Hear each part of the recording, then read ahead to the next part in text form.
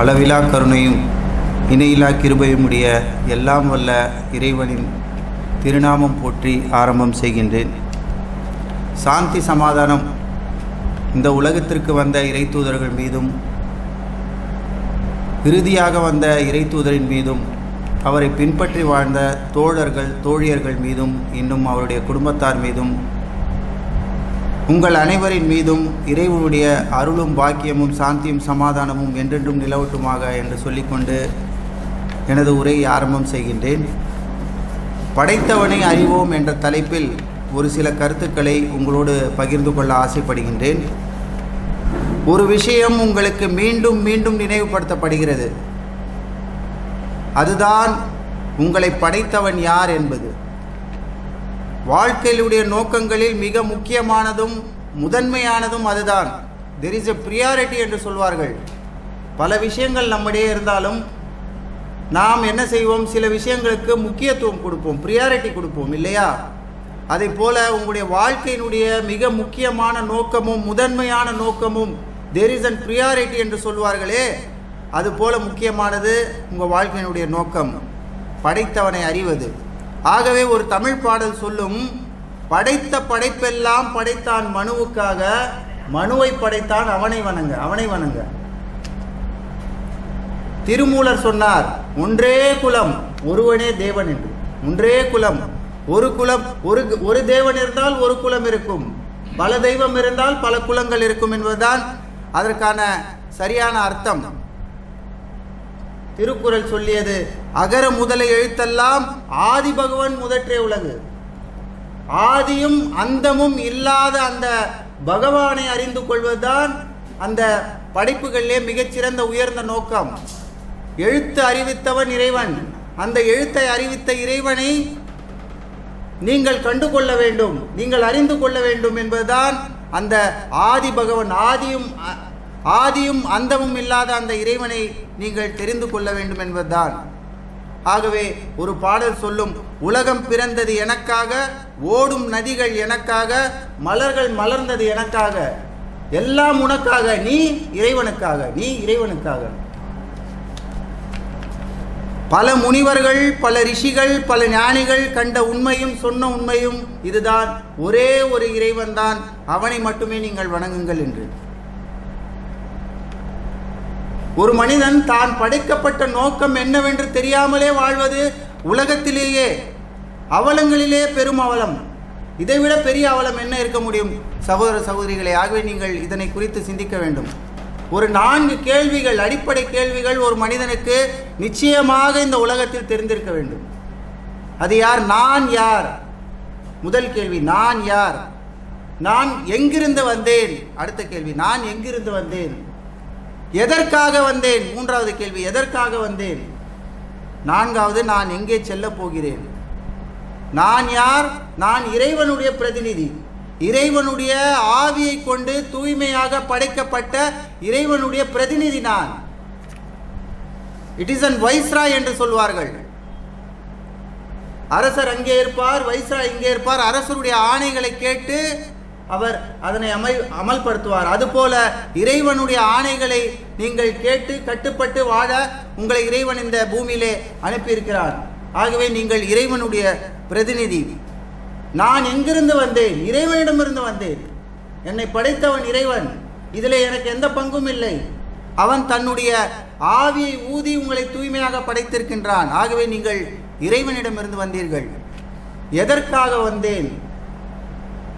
அவனை வணங்குவதற்கும் நற்காரும் கருமங்கள் செய்வதற்காகவும் நீங்கள் இங்கே வந்தீர்கள். நல்ல காரியங்கள் செய்வதற்காக நீங்கள் இங்கே வந்தீர்கள்.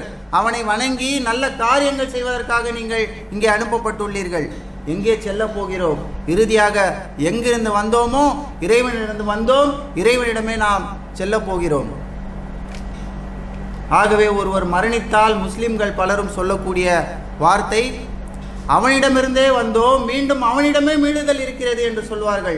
இன்னா லில்லாஹி வ இன்னா இலைஹி ராஜிஊன். அடுத்ததாக, மனிதன் உனக்கு மட்டும் இத்தனை ஆற்றல்கள் கொடுக்கப்பட்டது ஏன் என்று சிந்திக்க வேண்டும். ஏன் இத்தனை சிறப்புகள்? மிக உயர்ந்த படைப்பாக இறைவன் ஏன் உன்னை படைத்தான்? நீங்கள் என்ன பாவியா? இல்லையே. நீங்கள் மிகச்சிறந்த படைப்பு. உங்களை விட பல மடங்கு ஆற்றல்கள், சக்தி உள்ள பல விலங்குகள் உங்களுக்கு அடிபணிகின்றனவே. உங்களை விட பெருத்த உடலும் பெருத்த எடையும் கொண்ட யானை உங்களுக்கு கட்டுப்படுகிறது. பலம் வாய்ந்த சிங்கம் உங்களுக்கு கட்டுப்படுகின்றது. சிறுத்தை, புலி, சர்ப்பங்கள் அனைத்தும் உங்களுக்கு கட்டுப்படுகின்றனவே. இத்தனை சிறப்புகள் உங்களுக்கு மட்டும் கொடுக்கப்பட்டது ஏன்? ஒரு மனிதனால் வானத்திற்கு போய் ஆராய்ச்சி செய்ய முடிகிறது, பூமிக்கு கீழே போய் ஆராய்ச்சி செய்ய முடிகிறது, புதிய புதிய விஷயங்களை கண்டுபிடிக்க முடிகிறது. எந்த ஒரு மாடும், எந்த ஒரு குரங்கும், எந்த ஒரு நாயும் நான் இந்த வருஷம் இந்த புதுசாக ஒரு பொருளை கண்டுபிடிச்சேன்னு சொல்ல முடியுமா? சொல்லுதா? இல்லையே. ஆனால் மனிதனுக்கு மட்டும் இத்தனை ஆற்றல்கள் கொடுக்கப்பட்டன. ஒவ்வொரு காலகட்டத்திலும் அவன் உயர்ந்து கொண்டே செல்கின்றானே, எப்படி? ஆகவே இத்தனை ஆற்றல்கள் உங்களுக்கு கொடுக்கப்பட்டதற்கான காரணம் என்ன? அடுத்து படைப்புகளின் மூலமாக அவனை அறிவது. வானம் பூமி படைத்ததில் உங்களுக்கு ஏதேனும் பங்கு உண்டா? சொல்லுங்கள். எதுவும் இல்லை. மலைகள், கடல்கள் படைக்கப்பட்டன, இவற்றில் உங்களுக்கு ஏதாவது பங்கு உண்டா? சுவாசிக்கின்ற காற்று, நிலம், நீர், மண், இவற்றிலே உங்களுக்கு ஏதேனும் பங்கு உண்டா? இல்லையே. சூரியன், சந்திரன், இவற்றிலே உங்களுக்கு எல்லாம் பங்கு உண்டா? நீங்கள் சிந்தித்து பார்க்க வேண்டாமா? உங்களுடைய உடல் இயக்கம் எப்படி இரத்த சுழற்சி ஏற்படுகிறது என்பதை நீங்கள் சிந்திக்க. இந்த உடல் இயக்கத்திலே உங்களுக்கு ஏதேனும் பங்கு உண்டா? சரி, பிறப்பு இறப்பிலாவது உங்களுக்கு பங்கு உண்டானா? அதிலும் இல்லை. நீங்கள் எங்கே பிறக்க வேண்டும், எந்த தாய் வயிற்றிலே பிறக்க வேண்டும், எந்த ஊரிலே பிறக்க வேண்டும், எந்த மொழி பேச வேண்டும், இவற்றிலே உங்களுக்கு பங்கு உண்டா? இல்லையே. இறப்பிலே உங்களுக்கு இந்த இடத்திலே, இந்த நேரத்திலே இவ்வாறு இறக்க வேண்டும் என்று நீங்கள் முடிவு செய்கிறீர்களா? இல்லையே. ஆகவே இந்த உலகத்தில் அனைத்தும் உங்களுக்காக இறைவன் படைத்தான். இந்த வானத்தை உங்களுக்காக படைத்தான், இந்த பூமியை உங்களுக்காக, இவை எல்லாம் உங்களுக்கு சேவகம் செய்கின்றன. வானம் இல்லாமல், பூமி இல்லாமல், நிலம் இல்லாமல், நீர் இல்லாமல், காற்று இல்லாமல், மண் இல்லாமல், மரங்கள் இல்லாமல், மலைகள் இல்லாமல், இவையெல்லாம் இல்லாமல் உங்களால் வாழ முடியாது. இவையெல்லாம் உங்களுக்கு சேவகம் செய்கின்றன. ஆனால் நீங்கள் இல்லாமல் அவையெல்லாம் வாழ்ந்துவிடும். நீங்கள் இல்லாமல் சூரியன் இருக்கும், சந்திரன் இருக்கும், காற்று இருக்கும், மண் இருக்கும், மலைகள் இருக்கும், மரங்கள் இருக்கும், நதிகள் இருக்கும், எல்லாம் இருக்கும். ஆகவே இவையெல்லாம் உங்களுக்கு சேவகம் செய்வதற்காக இறைவன் படைத்தான். அதைத்தான் அந்த தமிழ் பாடல் சொல்லியது. படைத்த படைப்பெல்லாம் படைத்தான் மனுவுக்காக, மனுவை படைத்தான் அவனை வணங்க, அவனை வணங்க. ஆக இப்படி சொல்லிக்கொண்டே போகலாம் சகோதரர்களே. ஆகவே படைத்தவனின்றி படைப்புகள் இல்லை. இதன் மூலமாக நீங்கள் உங்களுடைய உண்மையான இறைவனை அறிந்து கொள்ளலாம், படைத்தவனை அறிந்து கொள்ளலாம். அடுத்து, இறைவன் இல்லை என்று சொல்வது மடமைத்தனத்தின் உச்சகட்டம் என்று நான் சொல்வேன். எந்த பொருளும் தானாக உருவாகாது.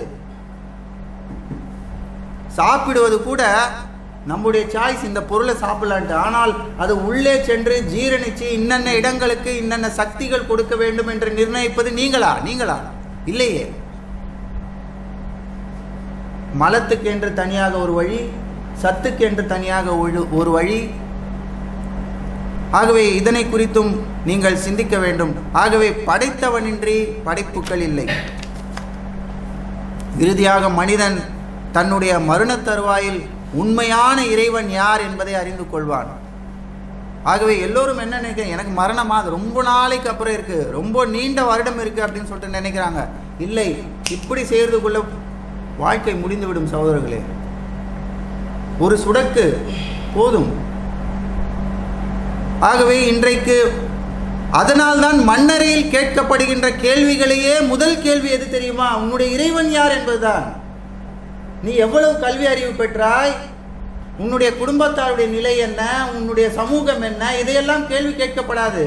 நபிகள் நாயகம் சொன்னார்கள், மண்ணறையிலே நீங்கள் இறந்து விட்டால், நீங்கள் எப்படி இறந்துவிட்ட நிலையிலும், நீங்கள் வெட்டப்பட்டாலும் சரி, கடலிலே நீங்கள் வீழ்ந்து செத்தாலும் சரி, அல்லது விமானத்திலே செத்தாலும் சரி, உங்களுடைய ஆன்மாவிற்கு கேட்கப்படுகின்ற முதல் கேள்வி, உன்னை படைத்த இறைவன் யார்?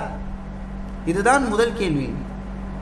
நீ எவ்வளவு அறிவு பெற்றாய் என்பது அங்கே கேட்கப்படாது. உன்னிடம் எவ்வளவு செல்வம் இருக்கிறது என்று கேட்கப்படாது. உன்னுடைய குலத்தார் யார் என்று கேட்கப்படாது. உன்னை படைத்தவன் யார்? ஆகவே அன்புக்குரிய சகோதரர்களை, நீங்கள் இதனை குறித்து மிக ஆழமாக சிந்திக்க வேண்டும்.